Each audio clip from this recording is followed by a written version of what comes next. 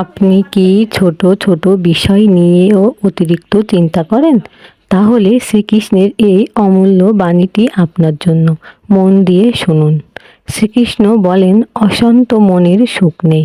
অতিরিক্ত চিন্তা আমাদের মনকে অশান্ত করে তোলে।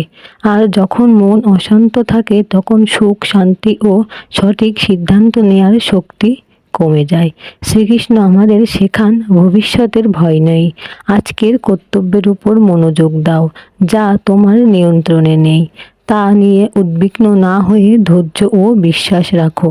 শান্ত মনই জীবনের সবচেয়ে বড় শক্তি। মনে রাখবেন, অতিরিক্ত চিন্তা কোনো সমস্যার সমাধান করে না, বরং মনের শান্তি কেড়ে নেয়। যদি এই গীতার শিক্ষা আপনার ভালো লাগে তাহলে ভিডিওটি লাইক করুন, চ্যানেলটি সাবস্ক্রাইব করুন এবং এমন আরও শ্রীকৃষ্ণের অমূল্য বাণী শুনতে আমাদের সঙ্গে থাকুন। জয় শ্রীকৃষ্ণ।